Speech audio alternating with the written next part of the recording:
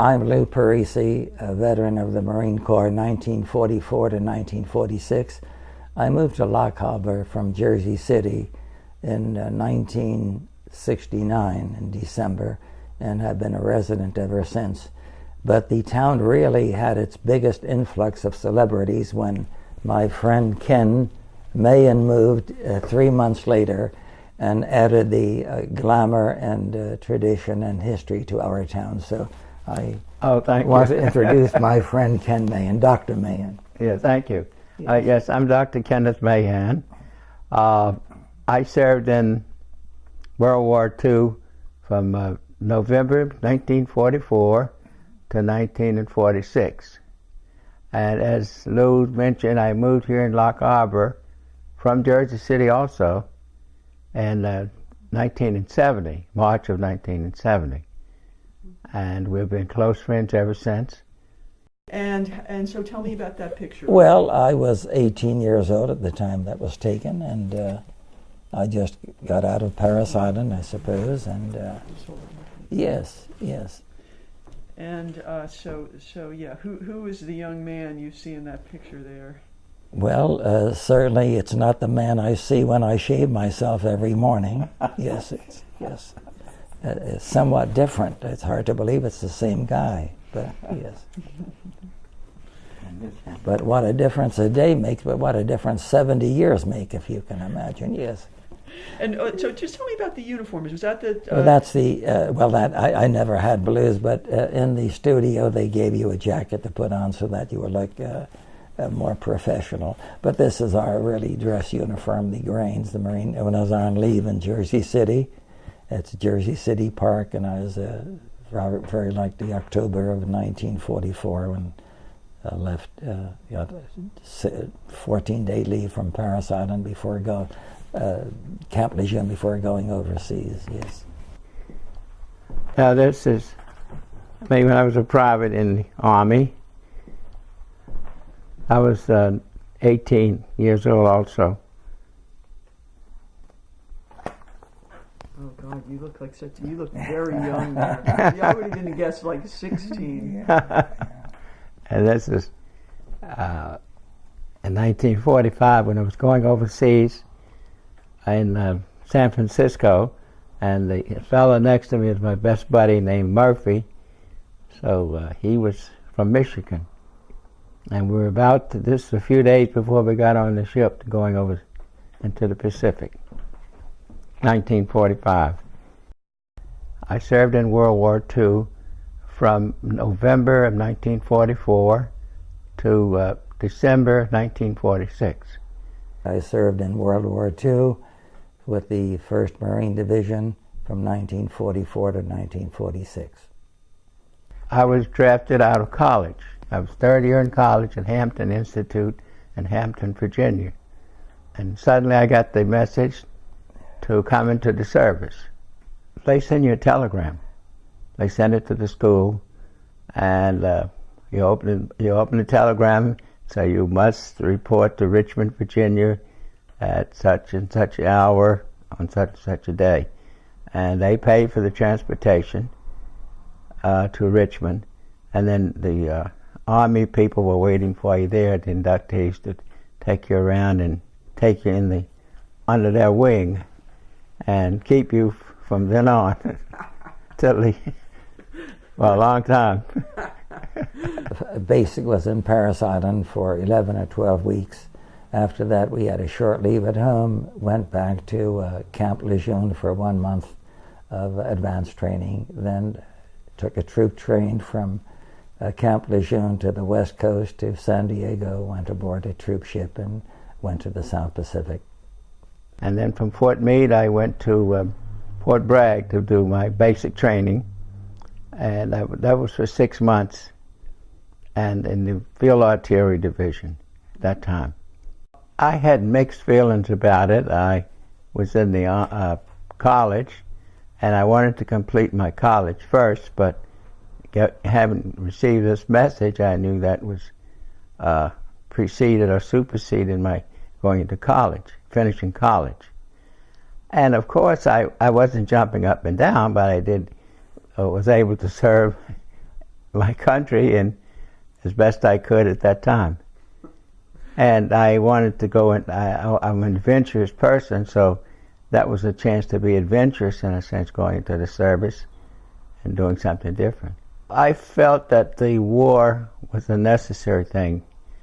As you recall, and as we recalled in the 40s, the Nazi Hitler was trampling in Europe, taking all the countries, and even got as far as France. And then he was bombing, as you recall, he was bombing England at times. So with the advent of the Japanese bombing Pearl Harbor at 1941, then we had two aggressors pinning us down. So it was really necessary, when you think about it, to defend our country and save America. I enlisted at 18. I would have been drafted anyway, so I went to the draft board and asked them to call me up at once, and which they did, and I joined the Marine Corps. You have to understand, it was the greatest era of patriotism. Universally, as Ken alluded to the fact that there was a great spirit of serving America, and there was a no greater need in our lifetime, certainly, than the need in the 1940s. So that, like Ken, I was most anxious to. When he got the call, I got the inner call that I had to do something. And in 1944, when both of us were called, remember, that was the peak of our military preparedness. We had 16 million Americans under arms. Well, you go in as a private, and then you take your AGCT test for intelligence and so forth. I passed that with high marks, and I was able to qualify for an officer. Plus, I had had ROTC training at the college before I went into the service. But as I recall, well, as the captain told me that, see, I have no, you're trained in field artillery, but only thing we have available is infantry. And as you know, at that time the Army was segregated. That was the part that baffled me from the day one going into the service. And he said, I have no room for black officers in the field artillery, only in the infantry. So I declined that one. But I said, how about Tuskegee, the airmen? So I applied for the airmen, Tuskegee Airmen, and went there to make my physical, to have my physical exam. And guess what? I was found to be colorblind. And I couldn't believe it at first. So I did the second test, when they do the Rorschach test looking at numbers, and it just found that I was colorblind. So I was not able to join the Tuskegee Airmen.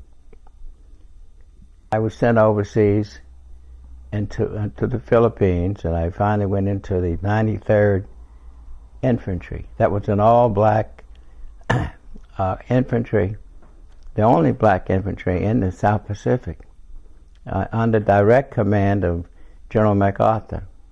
And I was sent to headquarters company at that division. And most of the people in headquarters company had been to college, and I was in a group that, we were in college and drafted, and so we had a little something in common, and we all got along well. Many people are not aware that there was a national labor policy that all men 45 to 65 were called to work in military plants, and if they did not have a job that was essential to the war effort, they were forced to take on jobs working in the shipyards, working in munition companies, and so on.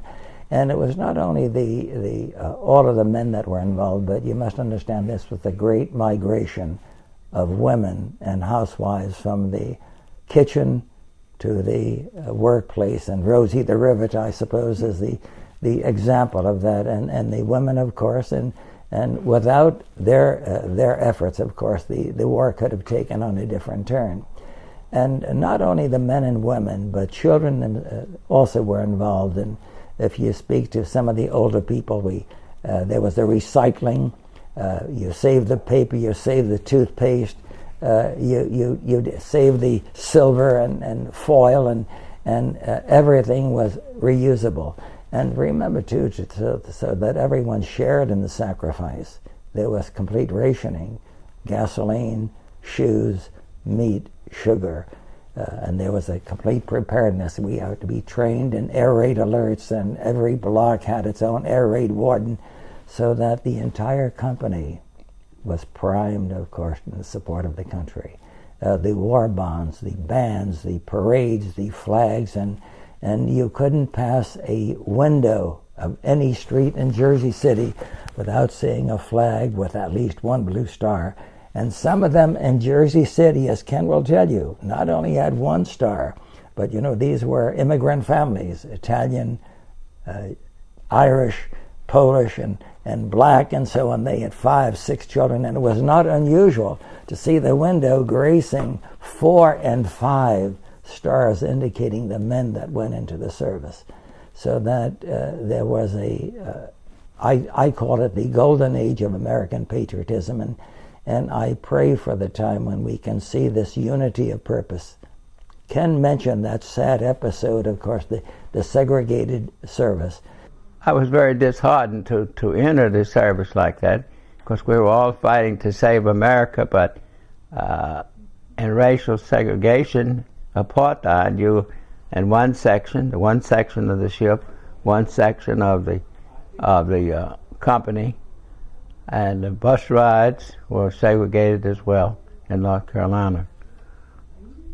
So my yearning was to one day not face this, and hoping that the war would make the big difference, and people would look at things different. And I was very sensitive to that myself, even as a white person. I brought up in Jersey City, and by my Christian training and by my own intellect, I was very sensitive to the injustice, and did not fully realize until I went into the South the extent of that even much more serious prejudice and injustice in the southern states. Eventually, I met the first black officer that I'd ever had, because in basic training there were white officers. Anyway, he was a warrant officer from Howard University Law School, and he took me under his wing and guided me. I was in the Judge Advocates Division. That's the one that deals with court martials. I was a clerk. My assignment was a clerk. That was my model number.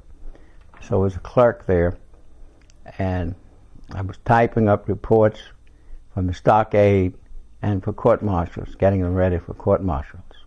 There was teletypes there. We would watch the teletype and get all the information from the soldiers and the division, the ones who were out fighting in the division. And we kept tabs of all the records. But my particular division was JAG, Judge Advocates. That was 3 lawyers. Our chief was a colonel, a captain, and then the warrant officer. But other divisions there were the intelligence, the finance. The whole operation of the entire division was done there at the headquarters company. We were all under a big tent, real large tent with our desk and typewriter and telephone and telegrams. So we were working almost like little Wall Street under a tent. In the college, I had signed up to join the V5 program. It was a program for Navy pilots. I had passed the test, but failed in the eyesight. I wasn't colorblind, but just had a weakness in the left eye. And when I couldn't fly a plane for the Navy, I decided to join the Marine Corps. Yes, and I was in late 1944. There was no need for officers, no need for many of the specialties, and therefore I was just a rifleman. That was my specialty, and joined a rifle company when I joined the 1st Marine Division in the South Pacific, yes. I left San Francisco in in May the 10th. In fact, I was going overseas this time of year. It was May the 10th, and we landed at the end of May. So we stayed on the water 25 days. And as we were headed towards the end of May 21st is my birthday. Next week, by the way. I'll be 90 years old next week. And it was announced on the ship, on the troop ship, that tomorrow would be, the birthday fell on a Monday. So he said, tomorrow will be Tuesday. I said, why Tuesday? He said, we'll cross the international date line and you'll lose the day. So I missed the birthday. Ken, you said you lost a birthday. Yeah. But you were not only the only one to suffer in passing the international date line. December 1944, okay, it's Christmas Eve. Right. And we're on this troop ship, and every day, of course, we'd run to the bulletin board to find out what's happening. And we had a little party on the, sang a few carols, and so the chaplain then sang a few songs together. And I had a rather nice, it wasn't my best Christmas Eve that I recall, but it was pleasant enough with my friends. I got up the next morning and rushed over to the bulletin board and saw December the 26th. Now, I know that the celebration was very modified. It wasn't that severe to make me lose an entire day. And because I was, I had no idea of the geography. Mm-hmm. I had never been, until I joined the Marine Corps, more than 100 miles from Jersey City. Oh. And here I was 6,000 or 7,000 miles away, and I had no idea there was such a thing as an international date line. I got a soldier, I said, what happened to our Christmas? And he told me, well, we passed the international date line. So you lost a birthday, and I lost a Christmas. So that we both, I didn't realize we shared that much in common. All right. So. Yeah. And another first was I met my first cousin. He was a lieutenant in the engineers. I'd never met him before. He was from Pittsburgh, so we met. And then the next day I was headed to the Leyte on a plane, and I had never flown a plane before. So I got my first plane ride. I met my first cousin, got my first plane ride from Manila to Leyte. Something that I remember very well. I was 18, my 19th birthday on Okinawa, and our platoon was in reserve, and Jack Paget was one of the men that I met from the first day from New Jersey, from Haddonfield, New Jersey, and we had been with the same unit and the same rifle platoon from the first day of the Marine Corps. And it was our birthday. We were in reserve, and we got together, and we got this. There was a shell hole there, maybe 4 or 5 feet deep, and we thought we'd get together. There was relatively safe. We were deep enough. And had a few rations, but there were the shell hole was occupied by 2 Japanese soldiers that no longer had need for protection. And the maggots had not yet, they were just recently killed because the maggots had not yet covered their body, as those in the Pacific would know what I'm talking about. It's too horrible even to contemplate. So we very gingerly, they were in booby-trapped, moved them out of the foxhole. And Jack and I celebrated a 19th birthday in a shell crater with a hot chocolate and a K-ration, I think. And that was my 19th birthday. And while I was there, I made friends with a lot of my comrades, and we were deciding what to do when the war was over. You may ask me about that later, but anyway, we got to be very close. There were about 50 of us altogether under this tent. So we were deciding what our plans for the future. One had to live in that period to appreciate the unity and the commitment, the universal efforts that every American made to see victory and bring the war to an end. Yes. And don't forget the nylon. Oh yeah, well the women suffered, of course. We mentioned the rationing, but perhaps even a more serious deprivation to them was the fact that they could not have their silk stockings and had to wear nylon, and they became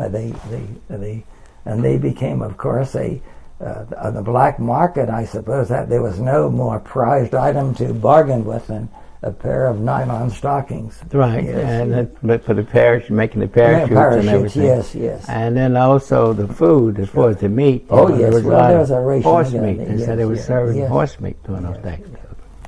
How was it? I don't know. I tasted in the Army, but I never tasted that because I was not in the civilian life. But I know in the Army they gave us horse meat and it was tough. Yeah. As you would expect, right? They called it roast beef, but I said, no, it's horse.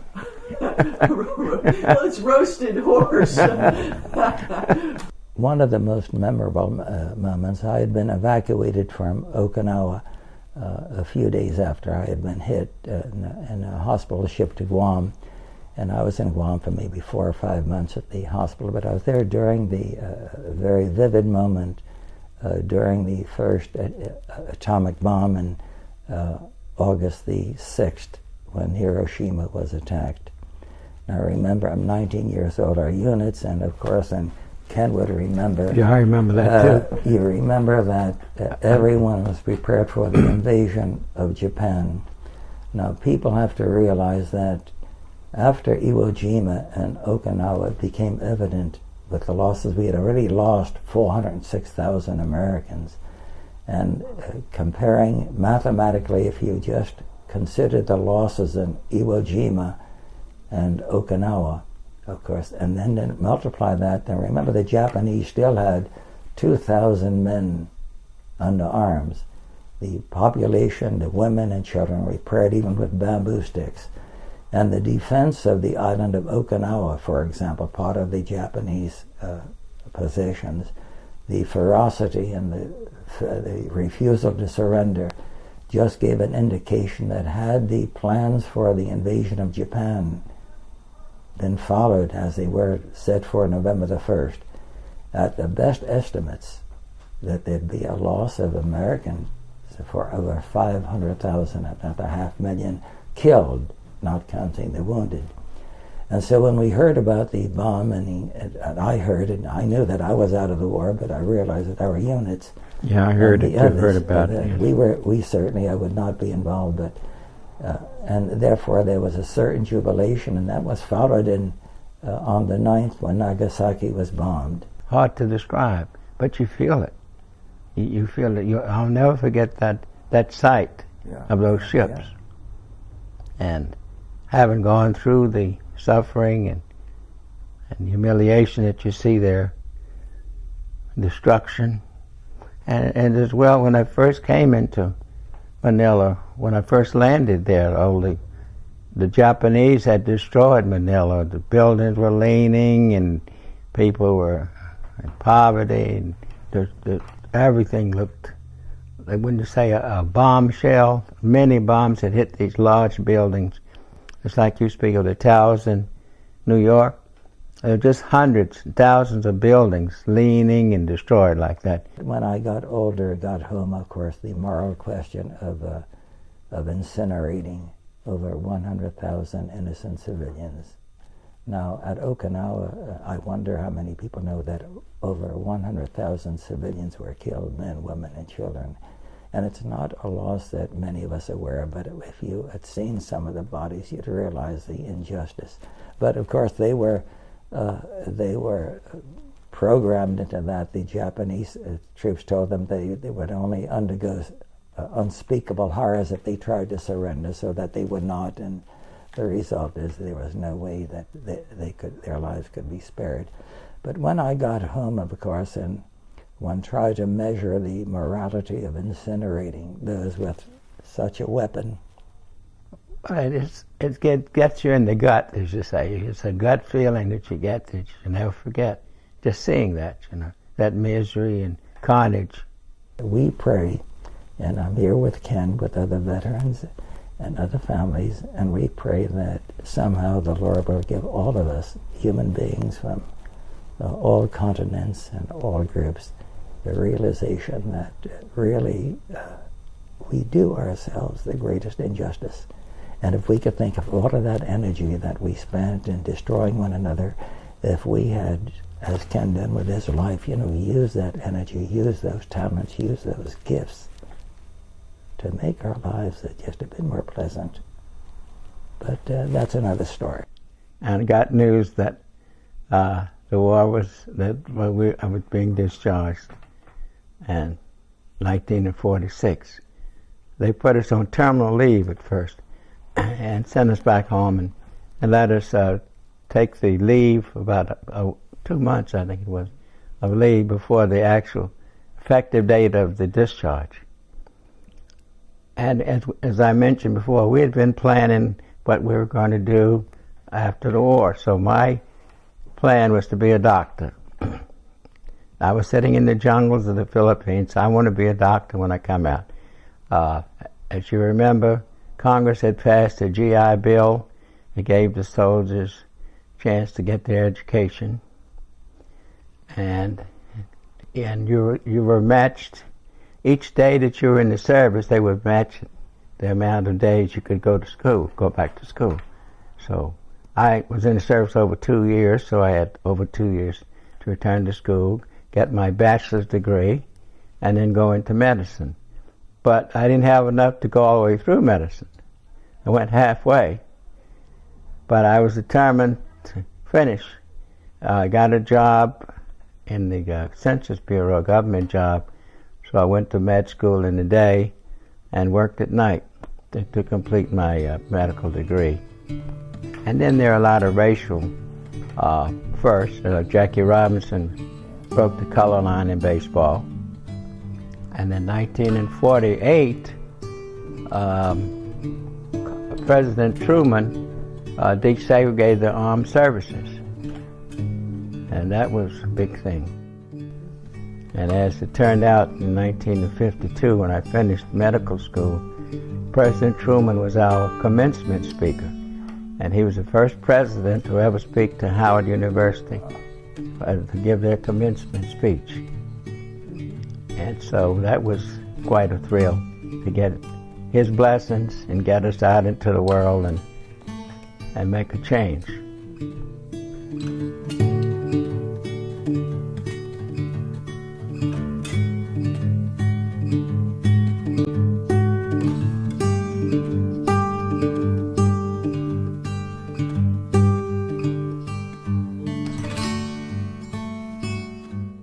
This is Dr. Kenneth Mahan. I'm Lou Parisi. And you're watching APTV.